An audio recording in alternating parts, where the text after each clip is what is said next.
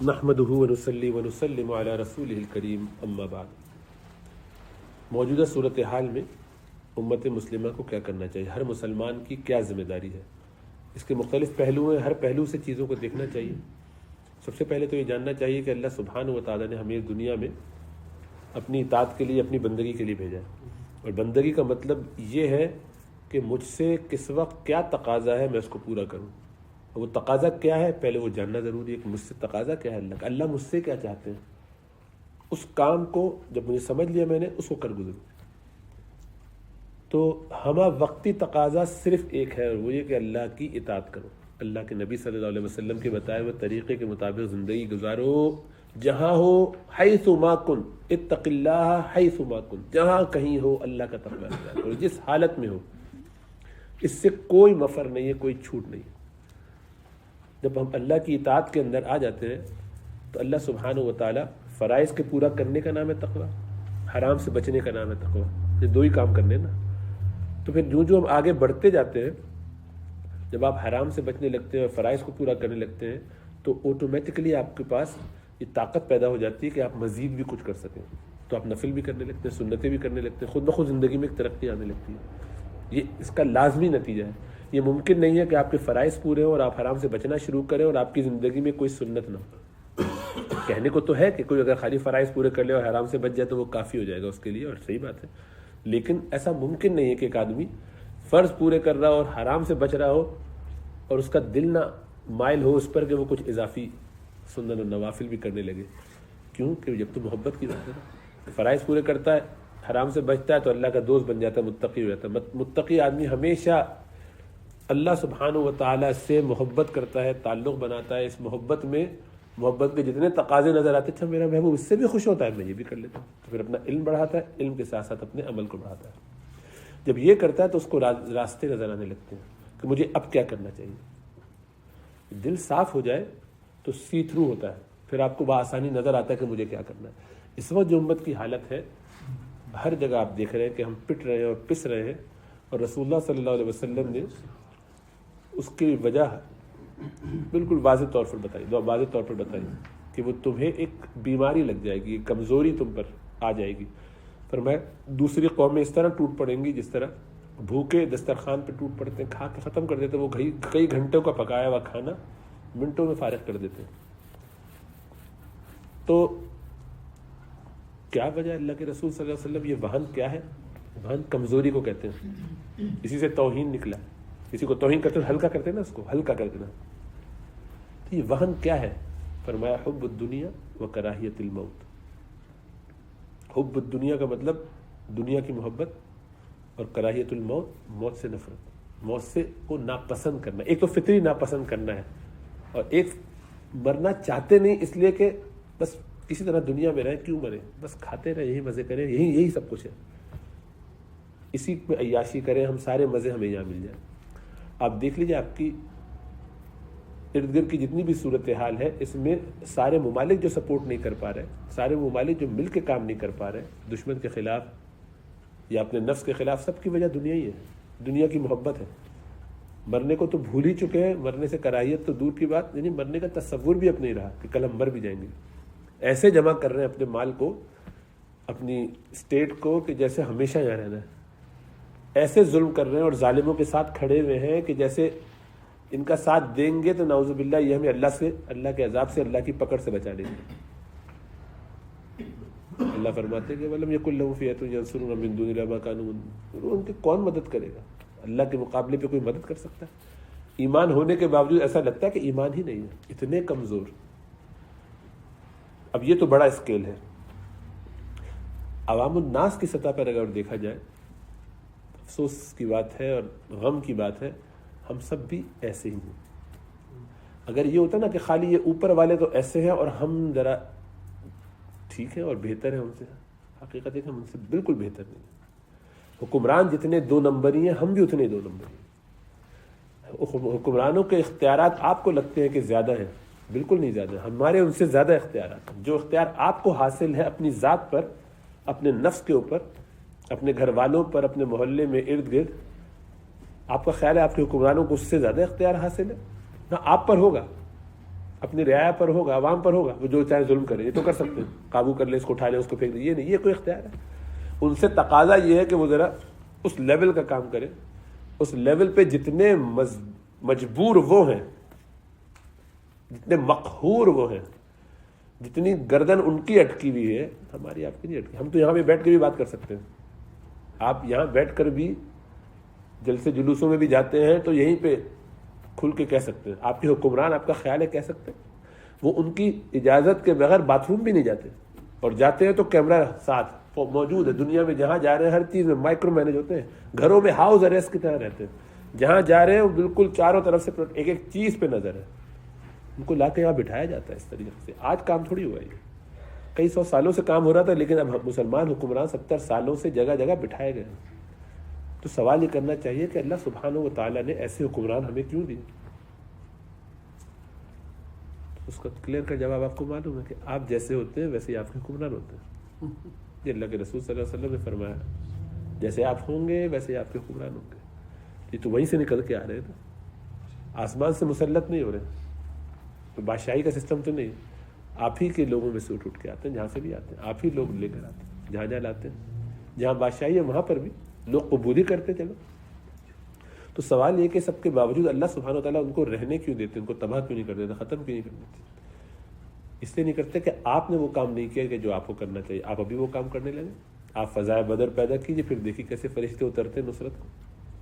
آپ دوبارہ اسی تزکیے کی لائن پہ آ جائیے جس کو آپ اہمیت ہی نہیں دیتے۔ آپ کے نزدیک تو دعا بھی کوئی اہم نہیں، بلکہ آج بڑی آسانی سے لوگ کھل کے کہتے ہیں خالی دعا سے کیا ہوگا۔ دعا تو ہمارے نزدیک اس وقت کی جاتی ہے جب سارے ہم نے محنت اسباب ختم کر دیے، تو کہتے ہیں اب کچھ علاج نہیں بچا، کچھ بچا نہیں، اب دعا کیجیے، اب تو دعا ہی سے، دوا سے کچھ نہیں ہو سکتا، اب دعا کیجیے۔ ظالم، دعا ہی سے سب کچھ پہلے بھی ہوتا تھا اور بعد میں بھی ہوتا ہے۔ اصل چیز ہی دعا ہے۔ دعا ہے کیا؟ اور آپ دیکھیں دعا لوگ، دیندار لوگ دعا نہیں کرتے۔ میں حیران ہوں کہ لوگوں کی اتنی موٹی سی بات عقل میں نہیں آتی، بلکہ وہ تان کرتے ہیں کہ اپنے گھر میں بجلی کا کام خراب ہو جاتا ہے، پلمبنگ کا کام خراب ہو جاتا ہے تو آپ دعا کرتے ہیں، یا پہلے کام کرنے والے کو بلا کے اس سے کام کرواتے ہیں، یا خود اٹھا کے پلگ پانا کچھ کرتے ہیں اور اس کو اس سے جوڑتے ہیں۔ آپ کا تو رویہ جو بھی ہو، میرے نبی کا رویہ صلی اللہ علیہ وسلم یہ نہیں تھا۔ آپ فرماتے ہیں میرا تو جوتے کا تسمہ بھی ٹوٹ جائے تو میں اللہ سے مانگتا ہوں۔ ان کا طریقہ تو یہ ہے کہ وہ دعا کرتے ہیں۔ میرے نبی یوسف علیہ السلام کا طریقہ تو یہ ہے کہ اگر پھنس جائیں، گھر جائیں ایسی صورت میں کہ وہاں سے ہل نہیں سکتے اور پتہ ہے کہ دروازے بند ہیں، میں یہاں سے جا نہیں سکتا، تب بھی پہلے اللہ کی پناہ لیتے ہیں اور پھر بھاگتے ہیں دروازے کی طرف۔ تو کام کرتے ہیں، اسباب کا انکار نہیں ہے، اسباب تو اختیار کرنا ہے، لیکن دعا خود سبب ہے، اصل دعا ہی تو سبب ہے۔ اور اس کی حصی مثال میں دیا کرتا ہوں کہ آپ کسی بھی کام پر بھیجے گئے ہوں جس کی طرف سے، اور آپ اس میں سٹک ہو جائیں تو پہلا کام کیا کرتے ہیں؟ دعا کرتے ہیں اس بندے سے جس نے آپ کو کام پہ بھیجا ہے، دعا کہ میں نے پکارنا ہے، اسی کو تو پکارتے ہیں۔ ٹربل شوٹ، فوراً میسج جاتا ہے۔ آئی ٹی کے جتنے لوگ بیٹھے ہوئے، کنسلٹنٹ جتنے بیٹھے، ابھی ہم دیکھ رہے تھے، وہ میٹنگ ہو رہی تھی، ہینڈ اوور کر رہے تھے، تو ریسپریٹری پیشنٹ کا یہ مسئلہ ہوا ہے، تو فوراً جناب یہ بتائیے اس میں کیا کرنا ہے، تو بتایا کہ تو کیا کیا، انہوں نے پکارا، میسج کیا کہ ذرا آ جائیے، پیشنٹ ڈسکس کرنا ہے۔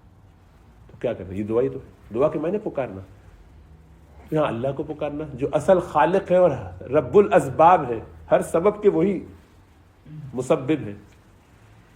ان کو پوچھیں گے، ان سے بات کریں گے تو وہ بتائیں گے آگے کیا کرنا ہے۔ نہیں، پہلا کام تو ان سے اٹیچ ہو جاؤ نا، دوبارہ کنیکٹ ہو جاؤ۔ ہر وقت رہنا چاہیے، وہ نہیں ہو پاتا، کمزور ہے، تو جہاں پھنسو فوراً اللہ کی پناہ، اگر پریشانی میں ہو اور عافیت میں تو یا اللہ سبحانہ وتعالیٰ آگے کا راستہ بتائیے کیا کریں، نظر نہیں آ رہا۔ یہ جو اہدنا الصراط المستقیم ہمیں سکھایا گیا ہے وہ یہی ہے، اہدنا الصراط المستقیم، یا اللہ ہمیں سیدھا راستہ دکھائیے، سیدھا راستہ دکھائیے، اس پر چلائیے، ہر کام میں ان حالات میں کیا کرنا چاہیے امت مسلمہ کو، یا اللہ بتائیے کیا کرنا چاہیے۔ ہم نے طے کر لیا کہ ہم یہ کام تو کریں گے نہیں، کیونکہ یہ کام کر سکتے ہیں اس لیے نہیں کریں گے، اس لیے نہیں کہ ہم یعنی یہ سمجھے یا نہ سمجھے، ہمیں پتہ ہے کہ اگر یہ کام کرنے کو کہا گیا اور ہم نے قبول کر لیا تو کرنا پڑے گا، کیونکہ یہی وہ کام ہے جو کر سکتے ہیں۔ کہ تسبیح لے کے بیٹھے، اللہ سے دعا کریں، گناہ سے توبہ کریں، اپنے تقویٰ کو بڑھانے کی کوشش کریں، یہ میرے بس میں ہے، یہ کرنے کا تو کوئی فائدہ نہیں۔ مجھے تو وہ بات کرنی چاہیے جو میں نہیں کر سکتا، مجھے معلوم ہے، لیکن کم از کم کہہ تو سکتا ہوں۔ تاکہ اس سے کم از کم یہ تسلی تو ہوگی میں بس وہ نہیں کر رہا جو میرے اختیار میں نہیں ہے. اور اس پہ ان پہ الزام ڈال سکتا ہوں کہ وہ نہیں کر رہے, ان پہ الزام ڈال سکتا ہوں کہ وہ نہیں کر رہے. دیکھو یہ سارے حکمران چور ہیں, فلاں چور ہے, فلاں چور ہے, یہ کر کے شور مچا کے دل بہت اطمینان سے گھر آ کے بیٹھ گئے کہ دیکھو ہم تو کیا کریں, بس کہہ ہی سکتے ہیں ان ظالموں نے بڑا ظلم کیا, دیکھو کچھ کر ہی نہیں رہا امت کے لیے, ہماری امت مر رہی ہے برے حال میں, اور یہ حکمران کھا پی رہے, مزے میں لگے ہوئے, عیاشیوں میں لگے, کچھ نہیں کر رہے. اور آپ کیا کر رہے ہیں؟ آج شام کا کیا پروگرام ہے, یعنی ہفتے کی رات شام کا, بس اصل میں فیملی کے ساتھ زیادہ. آپ نے کھانے چھوڑ دیے, آپ نے عیاشیاں چھوڑ دی, آپ نے فلمیں ڈرامے گانے سب چھوڑ کے آپ بالکل اللہ اللہ کرنے لگے. آپ حج عمرے پہ نہیں جا رہے تو وہ پیسہ آپ نے غزہ بھیج دیا ہے, فلسطین پہنچا دیا. آپ نے پیٹ کاٹا, اپنے گھروں سے چیزیں نکال نکال کے وہاں پہنچا دی. کوئی آپ کی زندگی میں فرق ہے؟ کوئی ماتھے پہ بل, کوئی پیٹ کا پانی ہلا, کوئی رات کی نیند حرام ہوئی, اتنا سا فرق نہیں آیا. ایک دھیلے کا کام نہیں کیا امت نے, جس کو کرنے جو کر سکتے تھے. کر کیا سکتے تھے؟ اللہ کی پناہ لے سکتے تھے, اللہ سے توبہ. اللہ فرماتے توبوا الی اللہ جمیعا ایھا المؤمنون, سارے مل کے اللہ سے توبہ کرو. اس کی تو موکری کر کے مذاق بننے لگا ہے کہ دنیا جو ہے وہ کہاں جا رہی ہے, یہ بیٹھے ہوئے مزے میں دعائیں کر رہے ہیں. تو ہم تو کہتے ہیں کہ سارے کام کرنے چاہیے, وہ بھی کیجیے جو کرنا چاہیے, لیکن جس کے جو بس میں ہے وہ کرے گا. آپ سے خالی اگر یہ کہا جائے کہ جائیے آج کل آپ کا جب بھی دفتر شروع ہو تو کھڑے ہو کے آج کہیے کہ میرے دفتر میں, جو دفتر کسی اور کا ہے جہاں آپ کام کر رہے ہیں, میں وہ چائے نہیں پیوں گا جو فلسطینیوں کے خلاف استعمال ہو رہا ہے ان کا پیسہ. کہیے ذرا اعلان کر, خالی تو نہیں کہہ دیجیے آج سے میں اس ٹیبل پہ نہیں بیٹھوں گا جو آپ نے فلاں کمپنی سے لیے جو اسرائیل کو سپورٹ کر. اپنے باس سے کہ مجھے نیا کمپیوٹر لا کے دو, خالی ایک ہی کر دیجیے. کمپیوٹر بڑی بات ہے, جس کمرے میں بیٹھتے کہ کل پرسوں جا کے کہیے, اتنا تو کر سکتے ہیں. میں ریزائن کرتا ہوں اس بیس پر کہ آپ نہیں دے رہے, کر کے آئیے. نہیں وہ اصل میں بچے ہیں نا چھوٹے چھوٹے, مجھے بہت سارا قرضہ بھی لیا ہوا, میرا گھر جو ہے سب کی پنگ ہوا نکل جائے گی ساری. سمجھ میں آ رہا ہے؟ تو یہ تو آپ کے بس میں, آپ کیوں نہیں فاقے کر سکتے؟ کیجیے فاقے, کروائیے بچوں کو فاقے. یہ تو آپ کے اختیار میں. جاب چھوڑ دیے, جاب چھوڑ کے اپنے ملکوں میں نہیں جاتے, افغانستان غزہ میں نہیں جاتے, یہیں رہیے. کوئی دوسری ایسی جاب دے دیجیے جو آپ کو لگتی ہے اس سے بہتر. 5 منٹ کی بھی ڈیوٹی چھوڑنے کے لیے تیار نہیں. لیکن لوکم شفٹ آئی ہوگی نا اسی دن اسی جگہ پر جو وہاں پہ کام کر رہے ہیں, فوراً پہنچ جائیں گے. نہیں میں کروں گا, میرے پاس فالتو ٹائم ہے. ڈاکٹر صاحب آج میں ذرا مصروف ہوں کام سے, آج کلاس میں نہیں آؤں گا. بچے کی بھی چھٹی کروا دی, کوئی چھوڑنے والا کوئی نہیں, گھر میں دیکھنے والا کوئی نہیں ہے, اس لیے میں نہیں آؤں گا. اس کا جو بھی دفتر کا بہانہ کر کے. تو اپنے لیے ساری بدماشیاں حلال, ساری 2 نمبریاں حلال, اور دوسروں کے اوپر دیکھ دیکھ کے آپ تانگ کریں جو اللہ نے آپ پر مسلط کیا آپ کی بدعمالیوں کی وجہ سے. اس لیے یہ کہنا کہ حکمران یہ نہیں کرتے, یہ ان کو تو زیب دیتا ہے کہ جنہوں نے اپنی زندگیاں وقف کر دی ہیں. مفتی تقی عثمانی صاحب یہ بات کہیں تو سمجھ میں آتی ہے, مفتی منیب الرحمان صاحب یہ بات کہیں تو سمجھ میں آتی ہے کہ جنہوں نے اپنی زندگیاں لگائی ہیں. میں اور آپ بیٹھے ہوئے صبح سے شام دنیا کما رہے ہیں, عیاشیاں کر رہے ہیں, یہاں بیٹھے ہوئے اپنے پیسوں سے انہیں کو ہیلپ کر رہے ہیں, اس کے بعد ہوشیاری کریں, ادھر ادھر کی باتیں کریں کہ وہاں کیوں نہیں ہوتا, وہ کچھ نہیں کرتے, انہوں نے چوڑیاں پہن لی ہماری امت, اور یہ سب بکواس باتیں. یہ سب وہی اسرائیلی والی باتیں کیا, اذهب انت وربك فقاتلا انا هاهنا قاعدون, ہم یہاں بیٹھے آپ جائیے اور لڑیے. سب بیتو کی بات ہے. اپنی زندگی تبدیل کرو, جو تمہارے بس میں وہ کیا ہے, وہ نہیں کیا, وہ کرنا ہی نہیں ہے. اور آپ کہتے رہیے لوگوں کو, اب بھی نہیں کریں گے اس کے بعد بھی, بلکہ اس پہ کامنٹس آنے شروع ہو جائیں گے. اگر آپ یہ پبلک میں بیانات شروع کریے یہ باتیں, میں اگر کہیں کسی چینل پہ بیٹھ کے کہوں تو پھر نیچے کامنٹ دیکھیے گا آپ کہ خود تو کچھ کرنا نہیں ہے, دوسروں کو بھی نہیں کرنے دیتے, ڈسکریج کرتے ہیں. پاگل پنی کی بات ہے. یہ ذہن میں رکھیں کہ اللہ سبحانہ و تعالیٰ کا یہ کلیئر کٹ وعدہ, ان اللہ لا یغیر ما بقوم حتی یغیروا ما بانفسہم. اللہ سبحانہ و تعالیٰ لوگوں کے حالات نہیں بدلتے جب تک وہ اپنے حالات نہیں بدل لیتے. آپ کرتے رہے, آپ سمجھتے ہیں آپ منورنگ کر سکتے ہیں اللہ کے اگینسٹ. یہ اللہ کے فیصلے ہیں جن میں ہم جی رہے ہیں. اللہ کی مرضی کے بغیر پتہ نہیں ہلتا. تو اللہ کیوں ایسا ہونے دے رہے ہیں باوجود اس کے کہ ہم اللہ کی چہیتی امت ہیں؟ بالکل ہے, اسی لیے تو اللہ ہونے دے رہے ہیں کہ یہیں جوتے پڑ جائیں وہاں نہ پڑیں. اللہ یہ کہ ہم اپنے آپ کو صحیح کر کے اپنے معاملات درست کریں. معاملات درست کرنے کا مطلب یہ کہ اپنی ذات میں 100% تقوی اختیار کریں. پھر دیکھیے کہ اللہ سبحانہ تعالیٰ راستہ نکالتے کہ نہیں. وہ 7 لوگ غار میں رہ کے اپنے آپ کو بچا کے کام کر سکتے ہیں, اور پوری امت ان کے لیے واہ واہ کرتی ہے, اور آج بھی ان کا نام لیتی ہے ہر جمعے کو, ان کا تذکرہ کر کے اپنی سورہ کہف میں. بلین آف مسلمانوں میں سے کم از کم 1-8 ملین تو پڑھتے ہوں گے سورہ کہف جمعے کو. کچھ لوگوں کا تذکرہ اللہ نے کسی اور کا تذکرہ اس طرح سے نہیں ہوا جس طرح سے اصحاب کہف کا تذکرہ پوری امت تقریباً ایک بڑی تعداد میں جمعے کو ان کا تذکرہ پڑھ رہی ہوتی. سورہ کہف پڑھتے نا بہت سارے لوگ. کیسی عجیب بات ہے. یہ وہ لوگ ہیں کہ جن کا کیا بس چل رہا تھا لیکن کام انہوں نے پورا کیا, وہی انہی کا نام رہ گیا. کام تو وہی ہوگا جو اللہ سبحانہ تعالیٰ کی رضا کے مطابق کیا جائے گا, جو ہمارے بس میں ہے. پھر آپ دیکھیے ایک دفعہ آپ یہ کرنے لگیے, پھر وہ راستہ, یعنی یوسف علیہ السلام کو یہ بات کس نے سجھائی کہ مجھے ہمت کر کے میرے بس میں دروازے تک بھاگنا ہے, اتنا تو بھاگوں. یہ بھی تو اللہ ہی نے سکھائی نا, لیکن وہ اس وقت سکھائی جب انہوں نے پہلے معاذ اللہ کہہ کے اپنے آپ کو اللہ کی دعا میں شامل کر لیا. یا اللہ میں آپ کی پناہ میں آ گیا ہوں, اب بھاگے. محنت کرنی ہے. میں نہیں کہہ رہا ہوں کہ کام نہیں کرنا, میں کو کام کیا کرنا وہ ہمیں نہیں پتا, کسی کو نہیں پتا ہو ہی نہیں سکتا, اس لیے پہلا کام ہی نہیں کیا نا. آپ نے ہوم ورک کوئی کیا نہیں. وہ بچے ایسے ہوتے نا, آپ نے ان کو کہا بیٹا یہ بک آپ کو دی ہے, پڑھیے اس کو. بالکل ابتدا سے ہے اس پہ, شروع میں آسان کی بات ہے. وہ دیکھو ابھی مدرسے میں بیٹھے ہوئے بچے, چھوٹے چھوٹے بچے, جس وقت تو پہلے 2-3 لائن پڑھنے کے بعد وہ بیٹھے ہوئے کھیل رہے تھے آخری والا صفحہ. میں لاسٹ پیج پہ آ گیا. کل بھی ایک بچے نے کہا 5 سال کے, وہ پلٹ کے ہر صفحہ آخری صفحے پہ. کیا کر رہا ہے بھائی تو وہاں پر, سبق تو یہاں دیا تھا.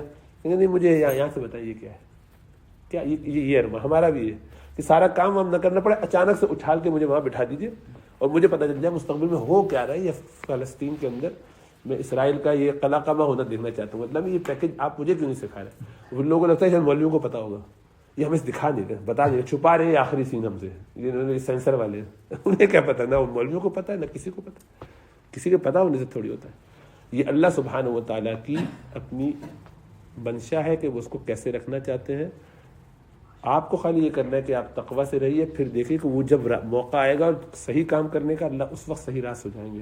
صحابہ کو کیسے سمجھ میں آ جاتا تھا یار, ائمہ کو, بزرگوں کو کیسے سمجھ میں آ جاتا تھا, جو اللہ کی راہ میں اس سے پہلے کام کرتے رہے ان کو کیسے سمجھ میں آیا تھا کہ اب یہ کرنا ہے اب وہ کرنا ہے. اتنی بڑی بڑی سلطنتوں سے لڑ کے کام کرا لیا مسلمانوں نے, ہم سے کم وسائل کے ساتھ, ہم سے کم تعداد کے ساتھ. تو آپ کی نظر تو ساری ان وسائل پر ہی ہے. وسائل سے کیا ہوتا ہے؟ تقوی سے ہوتا ہے. تو ہمارا ایمان ٹھیک ہے الحمدللہ, لیکن ذرا اس کو مضبوط کرنے کی ضرورت ہے اور اپنے تقوی کو درست کرنے, یعنی اللہ سے تعلق کو درست کرنے کی ضرورت ہے. پھر آپ دیکھیے کہ اللہ کی مدد نہ آئے تو پھر آپ سوال کیجیے گا.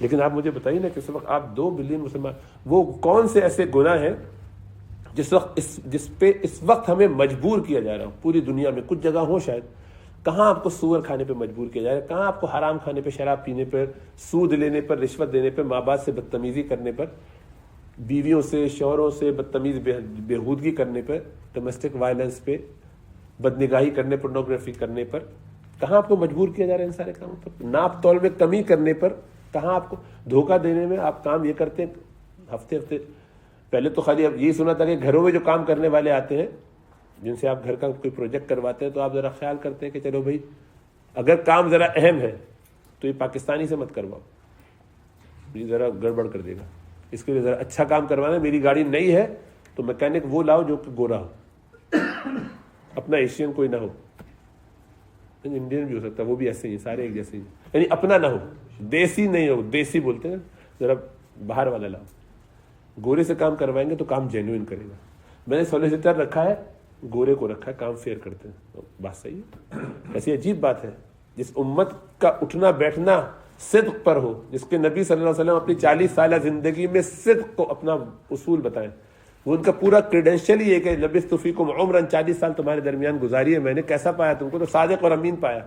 وہ امت ایسی ہے کہ اس کے ہاں سچائی تو جھوٹ, دھوکہ, دونوں چیزیں گھٹی میں پڑی ہوئی ہیں. جس کو جہاں موقع ملے گا وہ ڈنڈی مارے گا, جس کو جہاں موقع ملے گا, یعنی اللہ ماشاء اللہ دین کے نام پہ کتنی مساجد ہیں, کتنے ادارے ہیں جو پیسے لے رہے ہیں, چندے لے کے پیٹ بھر رہے ہیں اور اپنی ذات میں استعمال نہ بھی کر رہے ہوں. 2 نمبریاں بھی ہیں, وہ چھوڑ دیتا ہوں میں, وہ ہمارا کام نہیں جت کرنا کسی کو, لیکن پیسے بڑھائے چلے جا رہے ہیں, اس سے پراپرٹیز بنا رہے ہیں, 1 سے 2, 2 سے 4. کرنا کیا ہے؟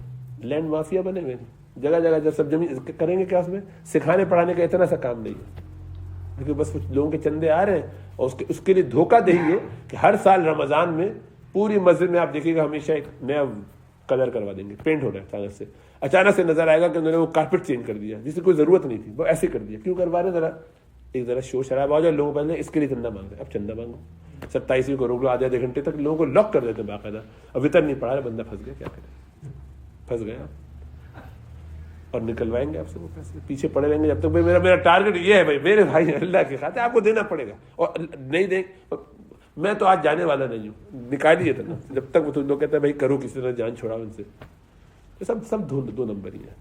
دین کے نام پہ اتنی 2 نمبری ہے. ہر کام میں ہم نے شریعت کے اصولوں کو بالائے طاق رکھ دیا گیا. تھانوی صاحب رحمۃ اللہ علیہ فرماتے ہیں اس طرح سے چندہ دینا جائز ہی نہیں جو کسی کی مرضی کے بغیر جبرن اس سے نکلوایا گیا, جس کو پہ وہ سوچے بعد میں تو افسوس کرے, پھنسا دیا آپ نے اس کو. سب 2 نمبری ہیں. تو آپ دین کے نام پر دینی کاموں میں 2 نمبریاں کر رہے ہو, اور آپ سمجھ رہے کہ اللہ آپ کی مدد کی کرائیں گے, فرشتوں کو بھیج دیں گے. نہ, ایسے نہیں ہوتا. اور اب تو ہم اتنے ہوشیار ہو گئے. پہلے یہ ہوتا تھا کہ ہم جو گناہ گار ہوتے تھے تو کہہ دیتے کہ بڑی غلطی ہو گئی, آئندہ نہیں کروں گا. اب ہم اس کو جسٹیفائی کرتے ہیں, نہیں اصل میں نے یوں کر کے اس کو ذرا شریعت کی ٹیڑھ میڑ کر کے, وہی اصحاب السبت والی کیفیت. ہم نے ہفتے کو تو کیا نا, تو جمعے کو کیا, اس کو ٹیکنیکلی درست کرنے کی کوشش کرتے ہیں کہ تاکہ پوائنٹ اسکور کرتے ہیں. تو یہ آپ سے کون کروا رہا ہے, کون سا دشمن ہے جو یہ کروا رہا ہے, کون سے آپ کے حکمران ہیں جو آپ سے یہ کام کروا رہے ہیں. آپ کے حکمران جو ہے پیچھے پڑ کے آپ سے کہہ رہے ہیں کہ یہ کام کریں.